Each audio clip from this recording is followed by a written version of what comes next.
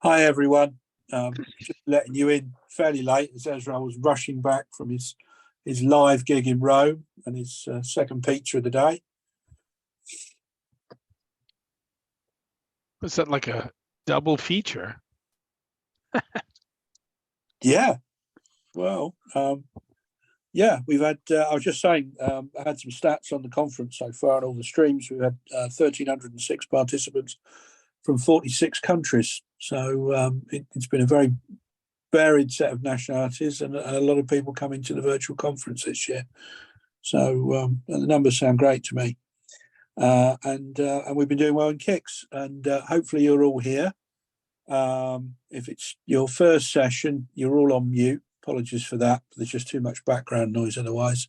Any questions that you might have, Ezra is happy to take them as we go along, but you'll have to type them in chat, and Jenny or myself will hopefully pick up on those and interrupt Ezra mid-sentence, as I normally do, to ask a question.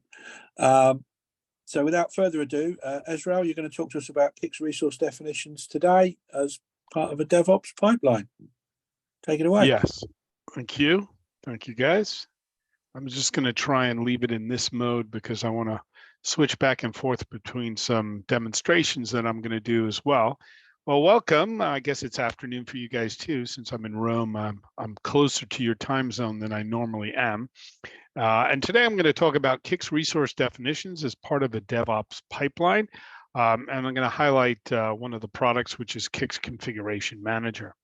So past the notice and disclaimers, what I plan to talk about today is a little bit about DevOps for traditional CICS applications. So obviously we want to participate in a DevOps pipeline so that when you actually make changes or additions to applications, then the resource definitions that are required for those applications, they should be made pretty much at the same time, and they should be able to go through the various different environments just as your applications do as part of a CI/CD type pipeline, right?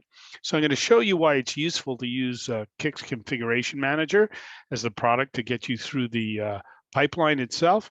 And then I'm going to show you some features of the product. Obviously, it wouldn't be much in terms of editing, it wouldn't be much in terms of a resource manager if it didn't allow you to edit CSD files, but I'm going to just show you and give you some ideas, especially if your systems are fairly complicated, how I would structure, let's say, CSD files. And again, we can also handle CPSM data repositories, as I'm going to show you in just a few minutes. We're going to talk a little bit about delegating responsibilities. One of the things I've been seeing more and more is the ability for application programmers to make resource definition changes in a development environment, or at least in a shadow CSD, as we like to call it, so that then they can migrate it to a real environment as they need it, right? And then we'll talk about the whole concept of migrating resource changes and changes across LPAR boundaries, which can be an issue because, as we all know, the CSD file is a VSAM file. It's kind of a little bit difficult to send VSAM file changes across LPAR boundaries. We'll show you how we do it.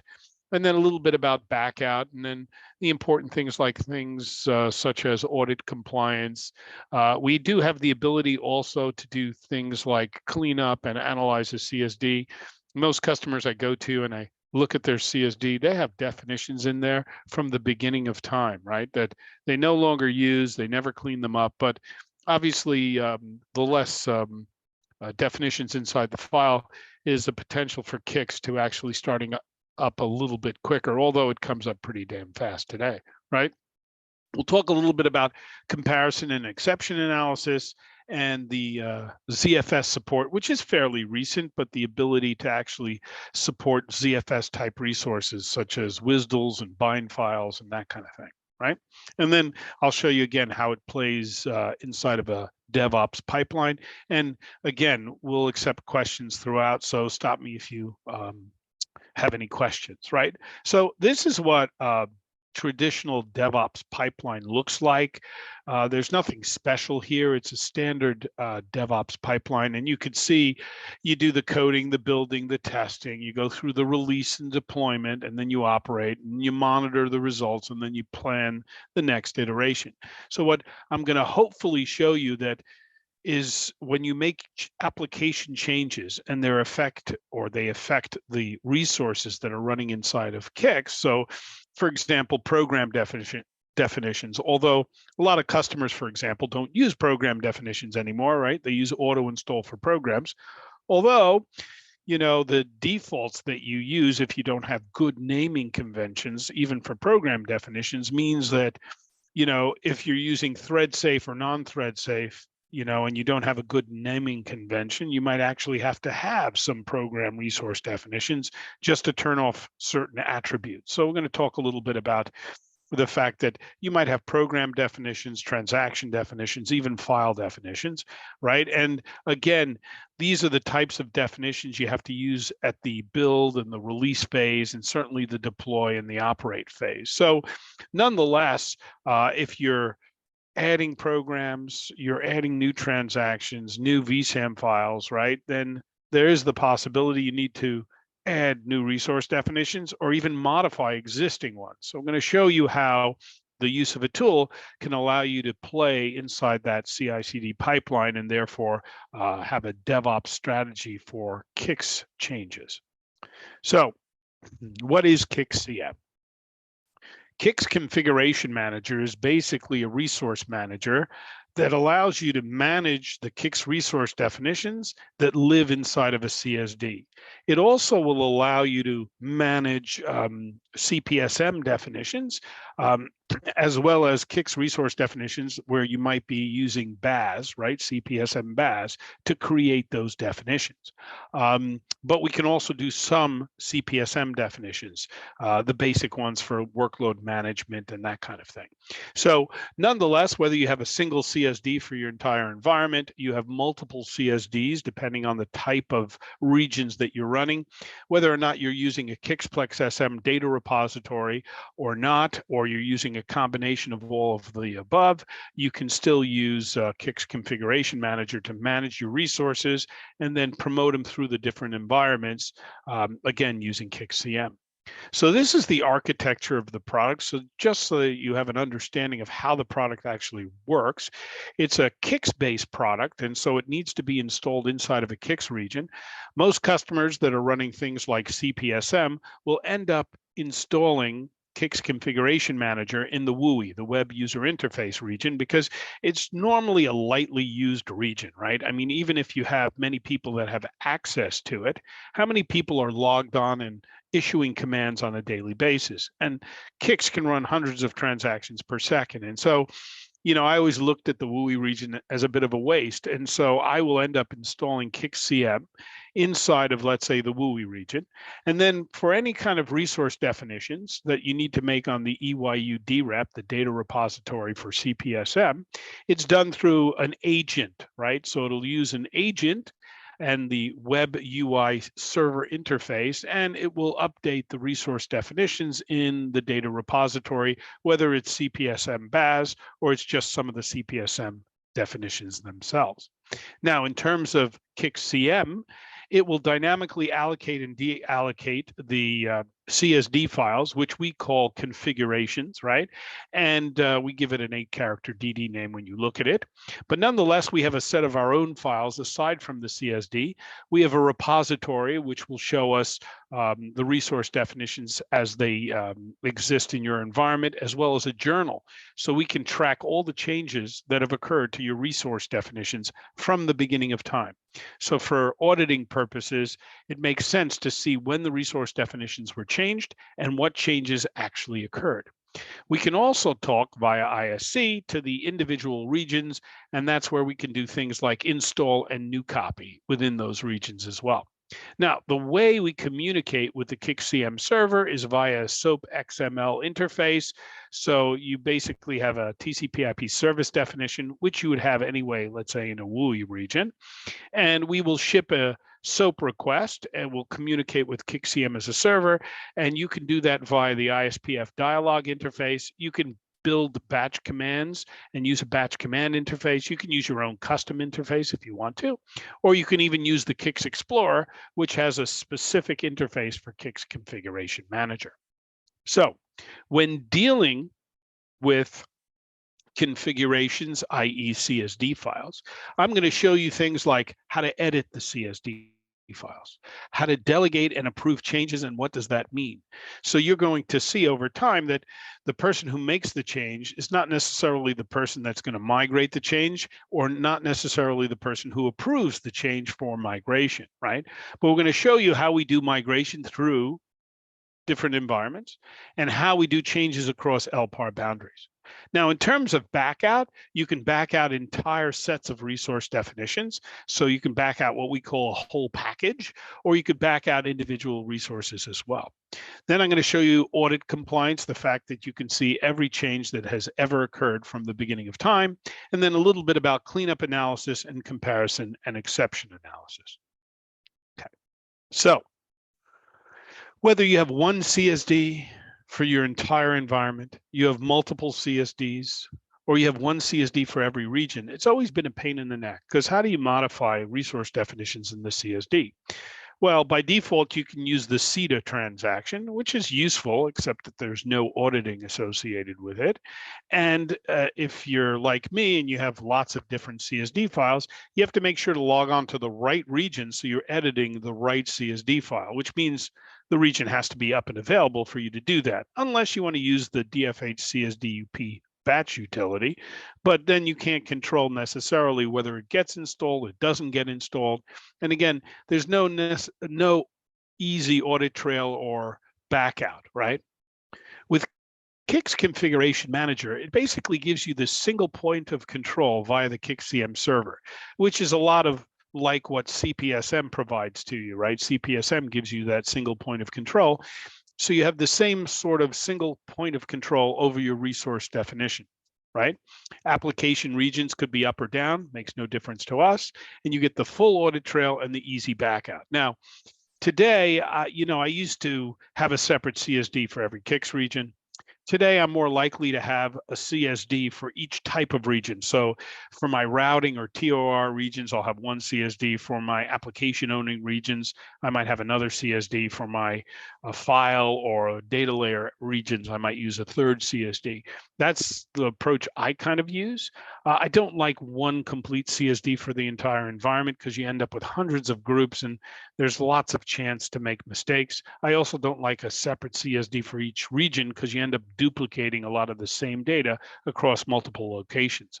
So I kind of like a mix. I don't like one for everything, but I certainly don't want one per region.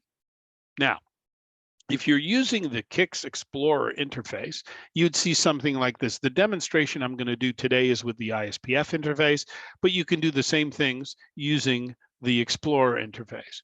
So this is using the CICS-CM Explorer interface. You can see I can look up the configurations. We refer to a CICS CSD by its 8-character configuration name. And then I can see things like lists and groups. I can look for groups that all start with GENA. And then you can see I can do searches and I can find the results of a particular search. And then it'll identify it based on the resource type. And then I can click the plus sign and expand and take a look at things like program definitions. Of course, I could click down to the program definitions and get the individual detail as well. Now, keep in mind, this is just a different view through the Explorer. This is the fancy view, as I like to call it, right? You don't necessarily have to know what each attribute means, because you can pull down arrows and you have little check boxes and radio buttons. Of course, you could just click the little attribute tab right here at the bottom right, and you could see it in pure CSD format. Now, if you're using the ISPF interface, it's just as easy to use. You could see over here on the left-hand side, I pulled up a bunch of CICS configurations. And of course, I'm going to do this live in just a moment. But I can pull up these CICS configurations. And again, I can see the file names associated with them. I can also see the context, right? If this happens to be a EYUD rep that I'm using to store BAS definitions. I can search by group, and so I can see the individual groups. And then within a group, I can ask for just the program definitions, and I'm looking specifically at the program definitions within this group. And then finally, if I select one of these, I can see the actual program definition itself. What's interesting on this page is the fact that everywhere you see a plus sign, this is a promptable field. which basically says is if you were to hit PF4 on this particular field, it'll show you all the possible values for this particular field. So it's quite helpful in letting you know what you can set it to. I can also show you that you can change this from the description to also show you the default and all the values available. And I'll show you that in just a second. Now, one of the advantages of being able to manage multiple CSDs from one location will also give you the ability to do some comparisons. So you'll notice this is off of our main menu, which I'm going to show you in a second. 4 is for reports, 1 is multiple configurations, and then I can look at multiple configurations at the same time, and I can find the program definition across multiple configurations. What I haven't shown you yet on this screen is the fact that you can actually do comparisons across CSDs to see if the definitions are different. Okay, so now I'm about to do a demo. Any questions so far? No questions. Okay, so you can see my 3270 screen, right? Yeah. So this is the Configuration Manager primary menu option, right? And if you're working with CICS resource definitions, for example, if you're an application programmer, you go into option 2 for CICS resource definitions, right? And this will show you the individual CSDs that you have. You'll notice if I were to let this asterisk out, you can see I have quite a few different CSD files, right? Oops. I better not hit the wrong.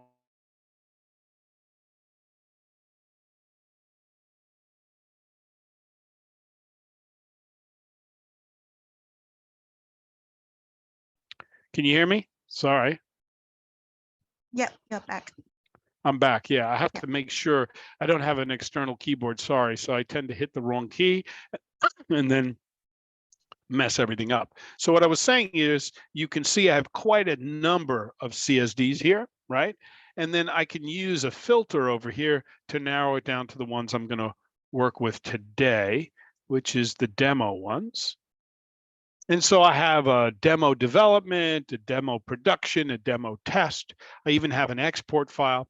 And over here on the right-hand side, you can see a greater than or less than sign, which means this is like a wrapping screen, excuse me, which means that if I were to hit PF11, normally I could see the description screen. If I hit PF11 again, it swaps back and forth between these two screens as many times as I hit it.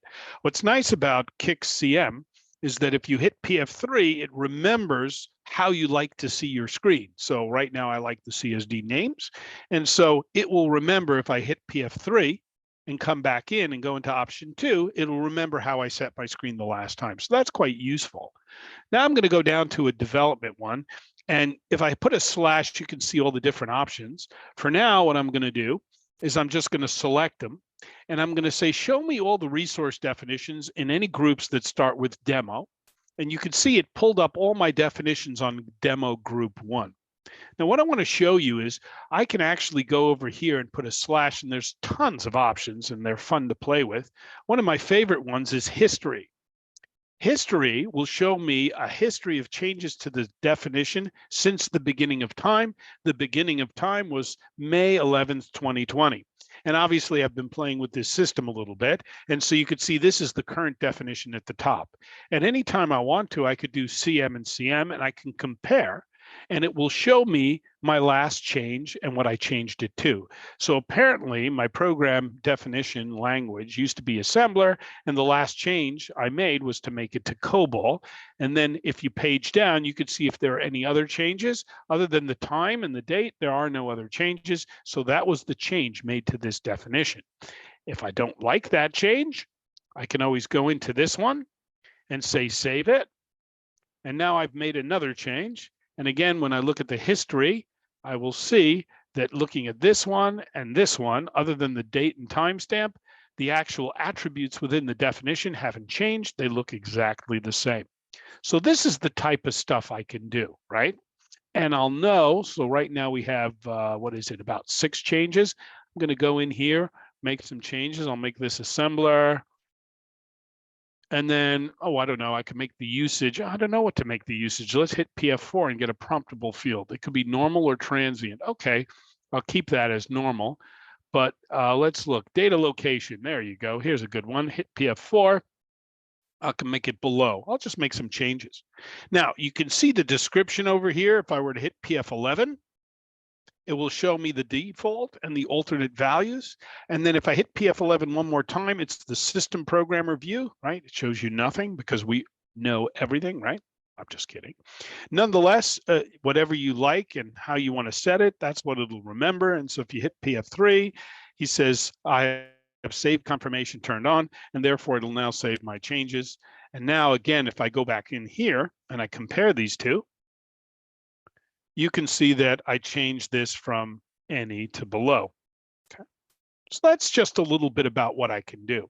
Now, one other facility I want to show you, which is really, really useful, is if I were to pick a specific type. So let's say programs. And now I go into the search up above and I say, oh, okay, I'm going to turn search on. And I could look for data location equal below or exec key equal CICS. And these are AND operations. Some of the cooler things you can do is, again, because they're all promptable fields, you could hit PF4, it'll show you what the values are. What I'm going to do is set these to asterisk for now. And the reason I'm going to do that is so that it'll show me everything. It won't exclude anything. So you'll notice it says 0 rows excluded because I wasn't searching for a particular type. But what it also did was it now gave me arrows over here. And if I hit PF11, I can see by resource definition. There you go. This is the only one set to below. These are the two that are set to CICS. And let's see if we have any others. No. So those are the ones it would have picked out, right? If I used an OR operation, an AND operation, it wouldn't show me anything because I'd have to get below and CICS at the same time. But this is the type of stuff you can do in terms of searching through resource definitions. Okay. Now, the only thing I didn't do, I should do at least one of those, right? And I should create a new program. So let's do a define. And the program definition, I'm going to call it demo EZRI. And I have to give it the full group name. Can't use an asterisk there. And he says, what would you like to fill it in with? Now, you don't have to type everything in. If you just hit enter, it'll fill it in with defaults. I can type in save, and that's it. That's how easy it is to create a definition. If I want to create a like definition, I could just do a copy, right? And give it a different name, and it will make a copy of that definition, basically with a different name. So it's really easy to use. To create and manipulate resources and see all the changes from the beginning of time. You can see history. It was created by me. Okay. So that was the demonstration I'm going to do. Let's just go back here for a second. Okay. So if I show you a methodology such that I can set up my resource definitions so that a programmer comes along and he can only make certain sets of definitional changes. So let's just say for a programmer, I'm going to let him make him programs, transactions, and files. What if I could protect all the other resources so that no one can make those changes other than those three? Then you'd probably say to me, Israel, but you know what? In my environment, I want to make sure that they can't turn CEDF off. I'm just making something up. Basically, at the attribute level, you want to set what we call site standards. You can do those two things as well, which means it should be easy enough to allow programmers to make their own definitions in a development environment. Now, some customers are still sensitive to doing that. And for those customers, I also point out that you can create a CSD, right? You can call it demo XXXX, and it's a CSD not attached to a CICS region. And you could allow programmers to make definitional changes in there. Then they have to use some way to migrate it to the real environment, and that will give you control through the approval process on whether or not they've done everything correctly. Then I would argue that why are we making definitions as system programmers anymore? Shouldn't we allow programmers to make their own definitional changes? I don't know about you, but I'm tired of some guy comes to me, I need these 100 program definitions or these 50 transaction definitions. I don't want to do that anymore, right? I want a programmer to make those changes. I just want to take a look and make sure they did it right and then I want to approve those changes. So I'm going to show you how that works in the world of CICS Configuration Manager. So basically, it gives me the ability to say, hey, I'm going to let the application developer make changes in development or in some fake CSD. And then I'm going to use a different level of programmer to make the changes in test or in production and so on. And so as long as I can ensure that I know what's going into all the environments within my environment itself, then I'm pretty certain that it's unlikely that somebody will put in something that is against my standard. So let me show you how that works. The first thing you can do is there is a site standard that exists today that you could enable, and you could pick out all the attributes if you want to, or just some of them that you want to lock down. So here's an example where I say, I'm not going to allow a customer to set CEDF to no. It violates my standard. What I can do is, based on a rule that I provide in a table to a sample user exit that we provide for you in COBOL, so you can modify it as you like. And this says, if the group says it's demo group 1, and if the resource definition starts with DEMA, and if the answer is it's not equal to yes when you set CEDF, I want to reject it, you'll get this rejection message, right? And so quite simply, since this is the setup in my environment, if I were to go in here, show you the program definitions, get into demo EZRI that I just created, set CEDF to no, hit enter, and then try and save this definition, I will get the site standard saying, warning, you can't change that. CEDF must have a value of yes. So that proves I can certainly, let me cancel it. That means I can certainly ensure that the attributes that I don't want to change will not change. But how do I protect the actual resource definitions? Well, it turns out you could set up some RACF definitions all the way down to the name level if you want to get crazy, right? But this says permit, CCV is just the prefix for CICS Configuration Manager. A configuration is an 8-character name for the CSD. Then the group itself, the type of definition, and even the name if you want to. And you could decide who can make what changes that you want. So for example, you could protect everything. Nobody can make any changes whatsoever. And then you could say, well, in this group, they can make program, transaction, and file definitions, and CICS CM would allow them to do that. Then on the definitions themselves, you protect the attributes. You don't want them to change. Then it just becomes busy work to define these definitions, and you can allow programmers to make them directly. So let's just say you use a fake or shadow CSD, or you allow them to make the changes in development. How do you get those changes from development to, let's say, a test environment and eventually to a production environment? We need a way to systematically promote resource definitions, right?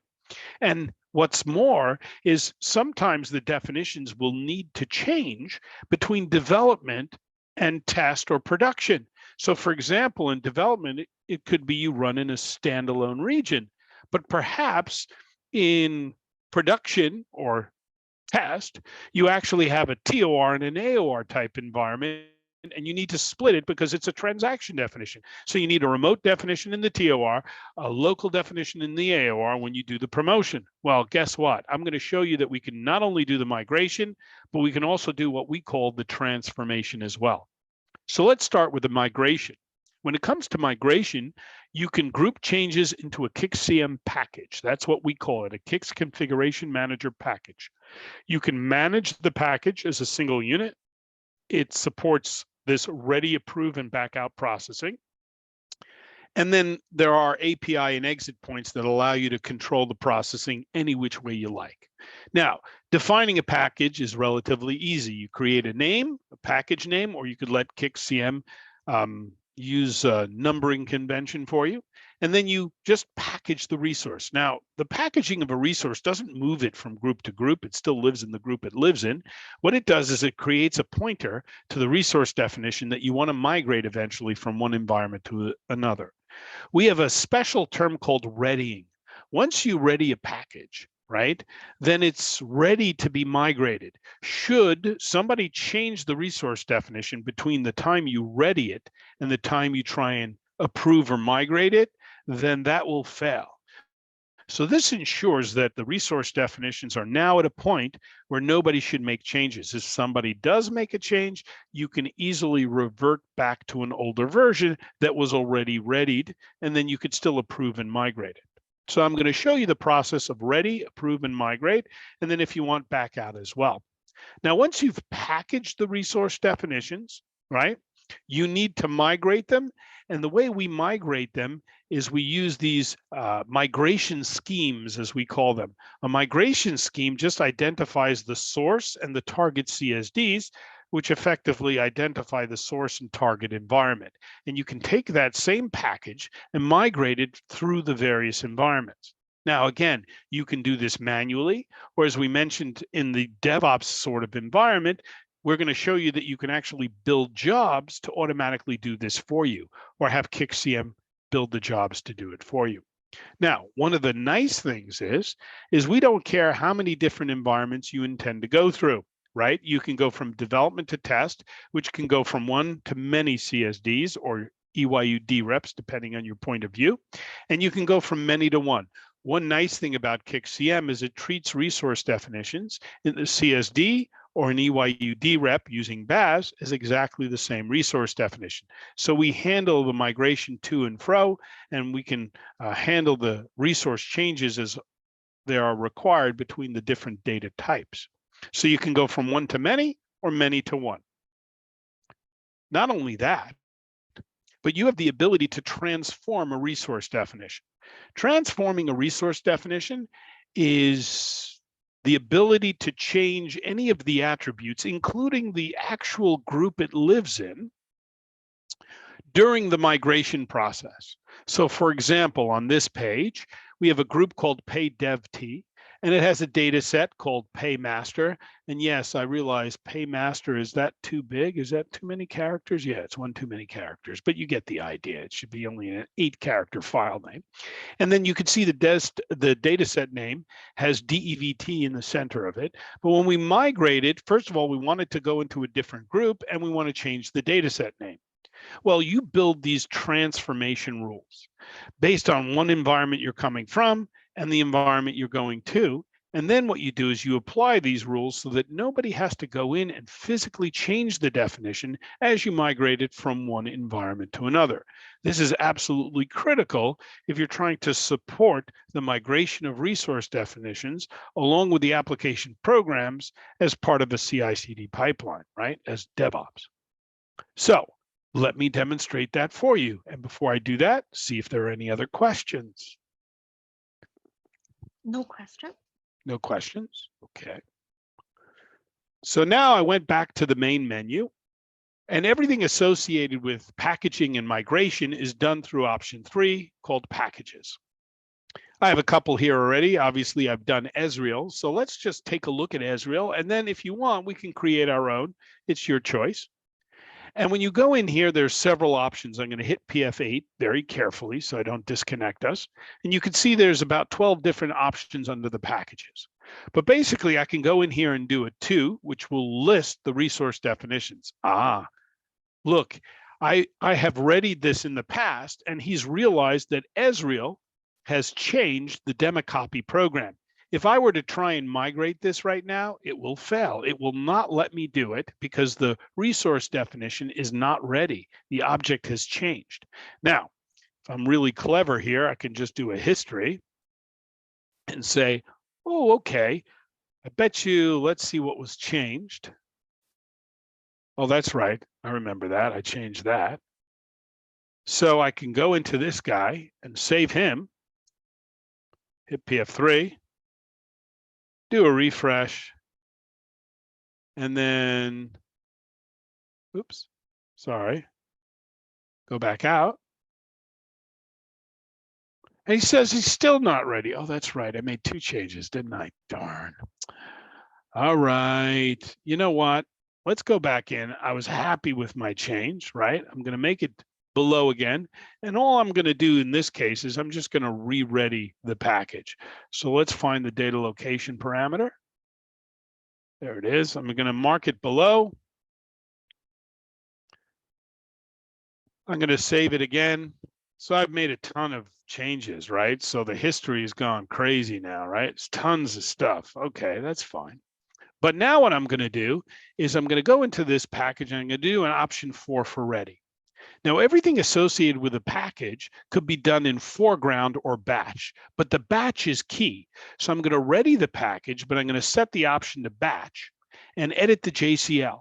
You'll see the JCL is relatively simple. He says connect to the server and then ready the package. And there is the name of the package. And notice whenever you do a ready, you have to have a scheme. So I'm going to have to show you what that scheme looks like. But nonetheless, I'm going to submit this job. Let it run. There we go.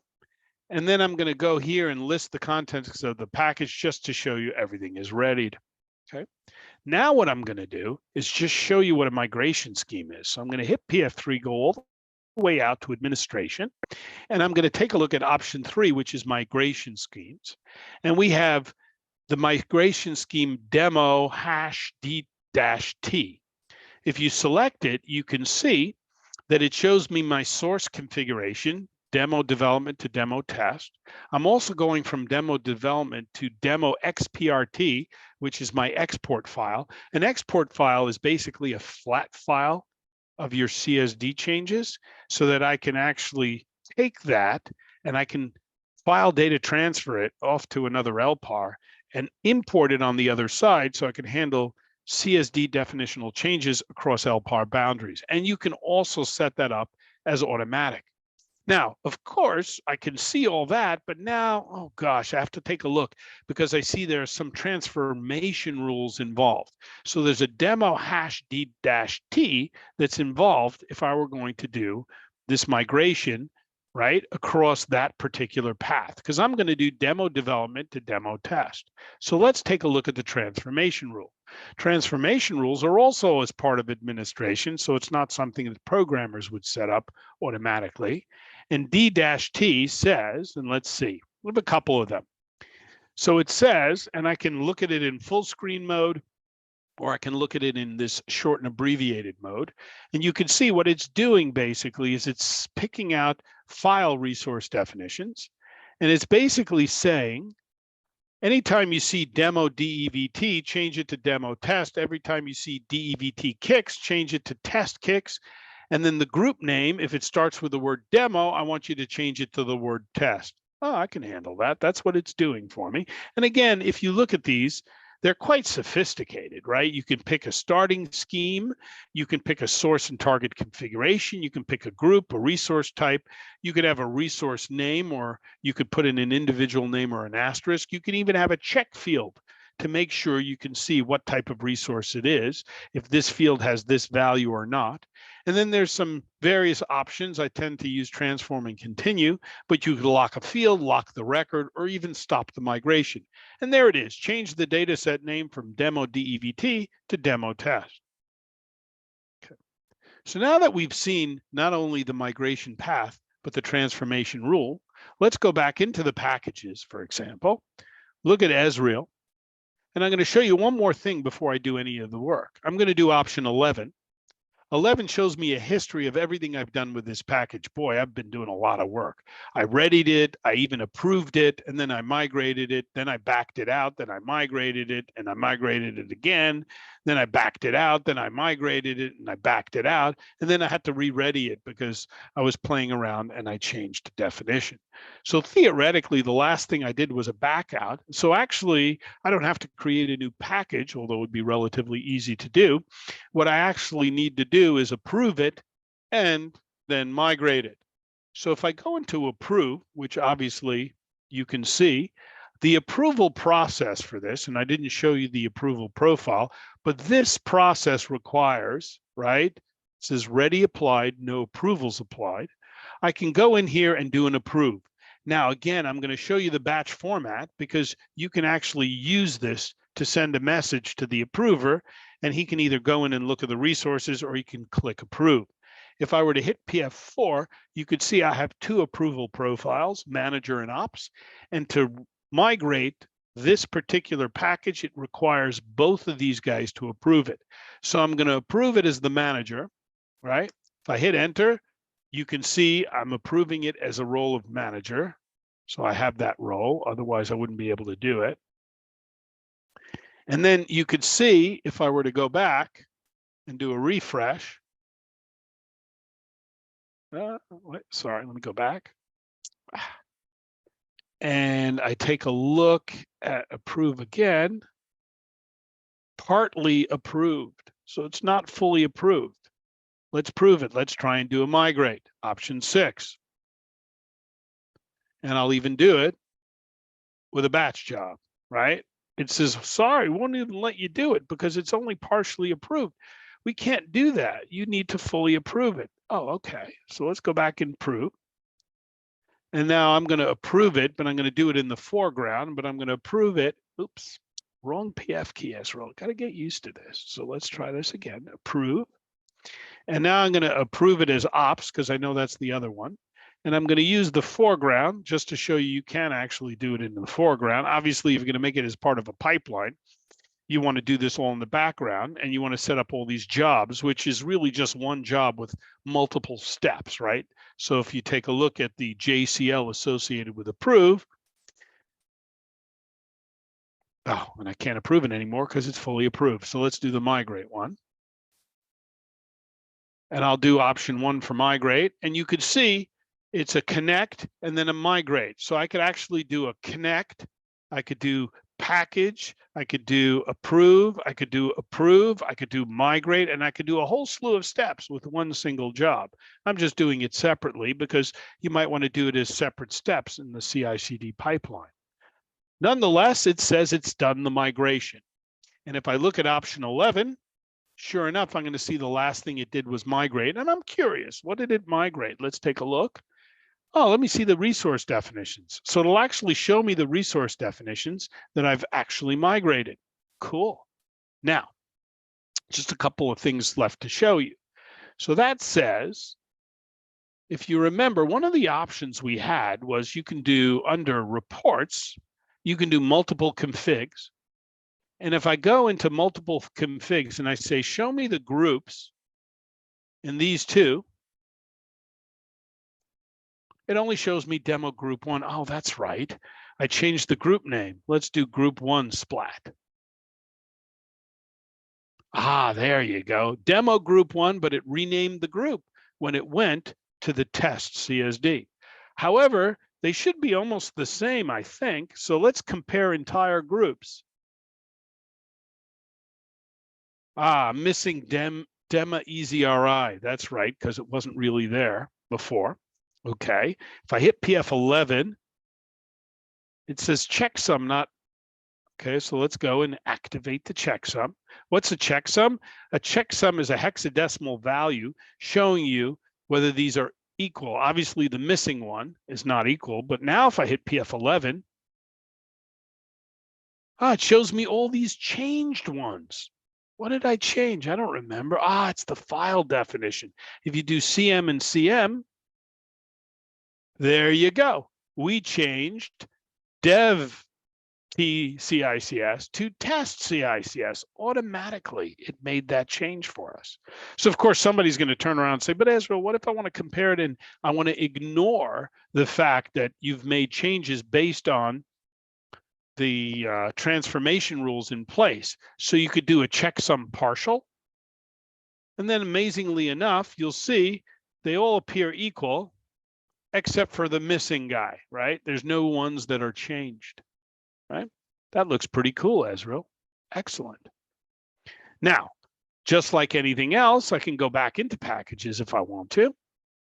I can select this one, and I can also do a back out, right? So option, where is it? And I didn't do an install or a discard, but I'll do a back out.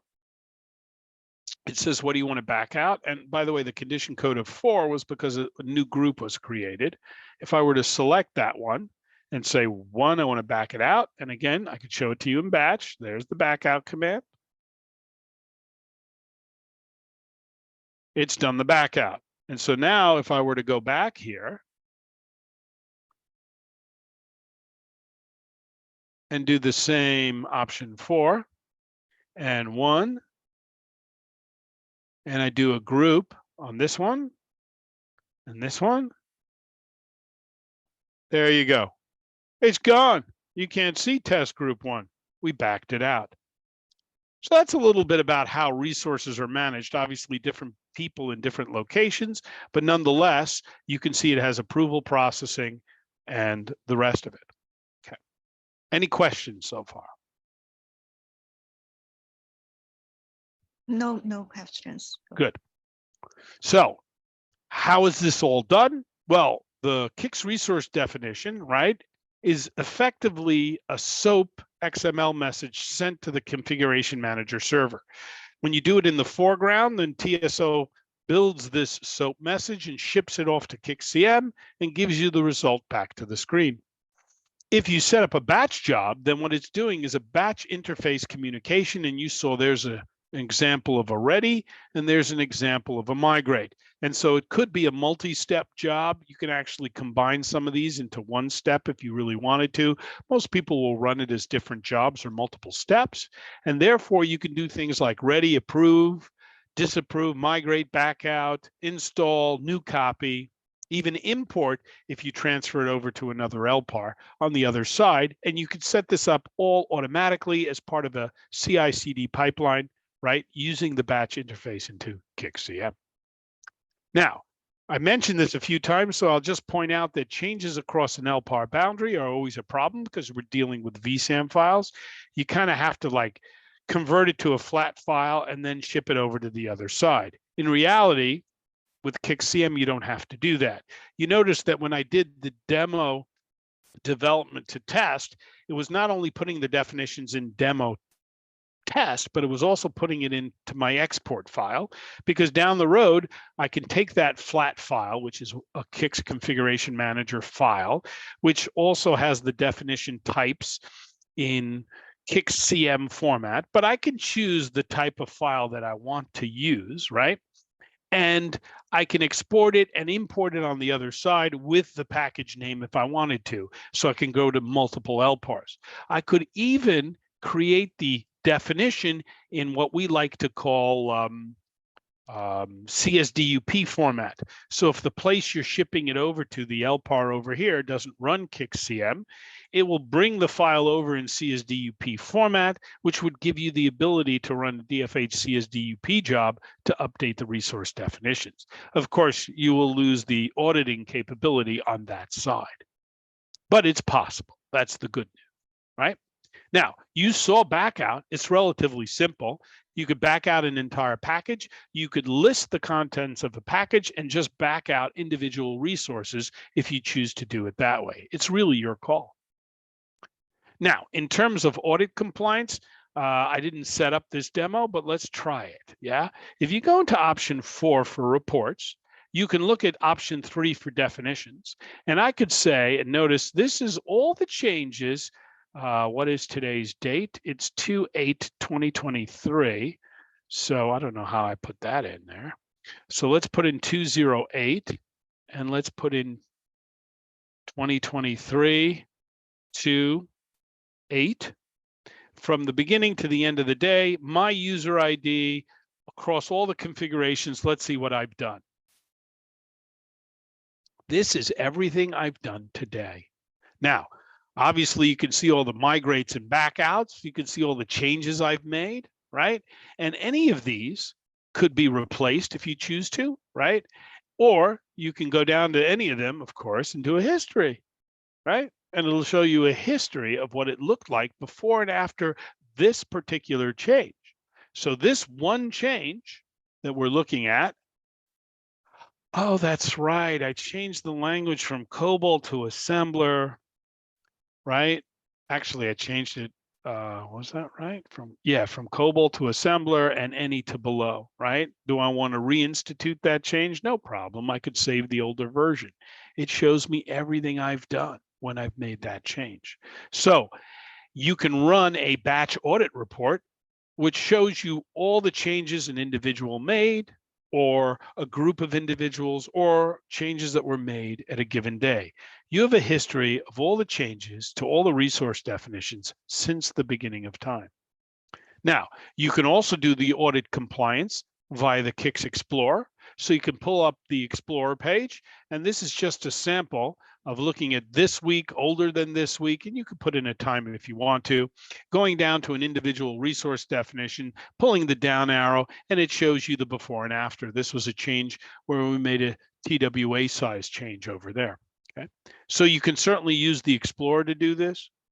And again, I'm just showing you an example of what I did for audit compliance, right? When I want to look at the transaction change, you've seen this a few times today already, but you can highlight what changed, and you have the date that it last looked like this, and then when it was physically changed to that, right? And again, if you were to install it and new copy it, you would see those as well when you take a look under option 4 for a history of changes within the CICS environment itself. So you could literally figure out when resource changes occur, especially if you think it's associated with some sort of a failure in CICS. Now, the one thing that people don't realize is every change has to go through the config manager to ensure that he has access and he sees all those changes. In the world of CICS, that's easy. You can just protect CEDA, and in most cases, they're forced to make the changes through configuration manager. But what about batch jobs? CSDUP is quite convenient to make group changes, especially when you're dealing with vendor packages and you get a new set of changes for an upgraded release of a vendor package. Well, today we ship CICS CM with this CCV CSDUP, right? Which is a wrapper around DFH CSDUP. You just run DFH CSDUP as you do today, so you don't have to change your JCL.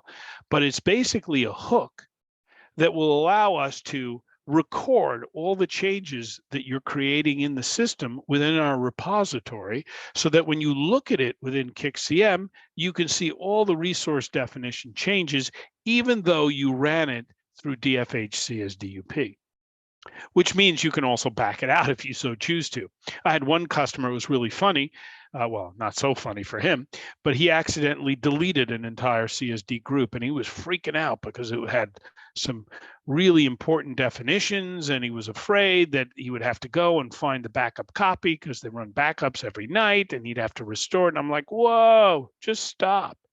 Just go into option 4, take a look at the resource changes you made during that period of time, and issue one big backout, and it'll restore deleted definitions back to where they belong in the CSD that you want it to be, and you're done. It takes 2 seconds to back out a boo-boo, as I like to call it, right? Now, I didn't mention it over here, but under option 4, if you take a look at it back here, there's a whole slew of resource cleanup options. You can get rid of orphaned groups. What's an orphaned group? It's a group that isn't attached to any list, and it's probably been there since the beginning of time, and you probably don't want it. But you can find all the orphan groups, just type in a 5, hit enter, and he'll say, which CSD would you like to look at? And you can look at the development CSD, hit enter, and here are all the groups. Ignore the DFH ones, of course. But there you go. Demo group 1 is actually an orphan group, and if I so choose to, I could delete it right from here, and it would be gone. Yeah, you can do matching names, right? You can have resource definitions in multiple groups you might want to find, or resource definitions that are duplicated. They're the same name, but different attribute values, and you can locate and do some CSD cleanup. Again, you've seen some comparison and exception analysis, side-by-side comparison. You've also seen the search, right? But here's me comparing an individual resource definition within a group. You saw I can compare 2 groups. I can also compare entire lists. I can also compare entire CSDs to see if they're equal. So the comparison is really, really nice because it'll show you with this checksum an immediate identifier whether or not the 2 groups look the same. When I see this number matches this number, I don't even have to look at these. I know they're exactly the same. But if they were different, I would know that they were physically different, and I might have to drill down and find those differences. Okay. Now, one thing that we've added recently is ZFS support. the ability to migrate ZFS resource definitions as though they were CICS resource definitions, because there's nothing in this world today that manages the ZFS resource definitions like bundle definitions or bind files or WSDL files, right? Along with the resource definitions. So we've given you the ability, using this ZFS file support, to create a ZFS directory as a configuration. So it's not a CSD file, but we allow you to call it a configuration, and we allow you to point it to a Unix system services directory that contains CICS resources like bind files and WSDLs. And then as part of a migration scheme and package, you can package these resources and you can migrate them and you can back them out. So how else do you do, let's say, WS bind file, right? Web services changes, right?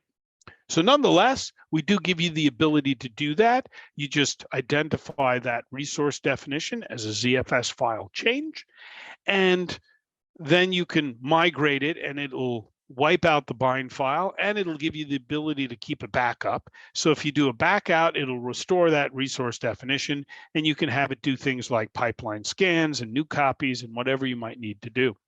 So nonetheless, if you use CICS-CM, you could set up the batch job so it can participate in a DevOps pipeline, right? So you could see the different places we can live within that pipeline, right? In terms of coding, we might see some definitional changes, right? When you go and ready a change package, that's part of the build process.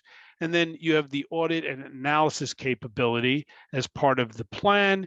You also have the migration of the change package as part of the deploy. And again, the audit and analysis capability as part of the operate as well. And that's how we would participate in a DevOps pipeline. So hopefully that gave you a little feel for what you can do with CICS Configuration Manager to automatically manage and create resource definitions. I've seen some customers quite cleverly allow you to create the definitions behind the scenes as you create new programs, whether they be COBOL or Java within the world of CICS. You can even set it up so the resource definition is automatically created. Now, we're already doing some of that stuff with bundle definitions. And so we can, of course, migrate a bundle definition from one environment to another because that's a ZFS resource. A future enhancement we're hoping to build is one that can inspect and transform data within a bundle definition. And that should be available in a future release. So that's pretty much what I have for CICS Configuration Manager. I will now open it up to see in the last couple of minutes if there are any questions. There isn't anyone on the chat. Okay. Well, if not, thank you. I'll give you a couple minutes back for the end of your day. Please fill out an evaluation for the session, and thank you for attending. Thank you very much, Ezra. Just in lieu of a question, but certainly one of my favorite things is the cold start analysis. Yes.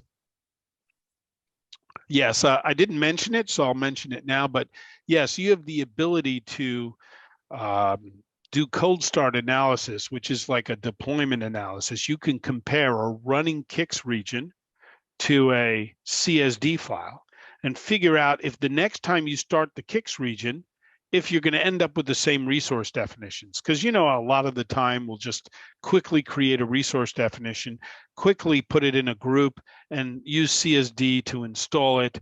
And then the next thing you know, when you come up cold, that resource definition will be missing. And if you don't start your regions for, I don't know, weeks or months at a time, which some customers don't, then when you do a cold start, you're always, you know, shaking in your boots, so to speak, that everything will work okay after the cold start. Well, with CICS-CM, you can compare the running system to the CSD and figure out whether or not you're going to get the same system after you do a cold start, right? But since I kind of delegated this presentation specifically to DevOps, I left that feature out. But yes, cold start analysis is an excellent feature within CICS-CM. Thanks for bringing that up. Yep. Right. Good to know it's still there. It's one that's close to my heart.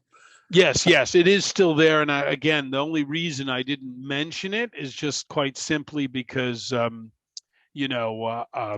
as part of DevOps, you wouldn't necessarily do that. That would be more or less a system function. But yes, the tool has lots of other features. I was trying to focus on the DevOps portion just for this presentation. But thank you for bringing that up. That's good. Yep. Cheers, Ezra. Thank you. Thank you very much. And once again, we're back tomorrow for the last day. It's all gone so very quickly at the moment. And I think we've got a 9 o'clock kickoff with how to start your CICS modernisation journey. And I've forgotten who the presenter is. Mm-hmm. It's Phil Wakelin again. Okay. Oh, cool. Absolutely. I'll have to see if I can join that. Well, thank you guys. See you in a bit. And enjoy Rome. Thanks, Rob. Hopefully we'll get to see you next week. So it's good. Yeah. Look forward to it. Look forward to it. Take care. Cheers, Ezra. Bye-bye.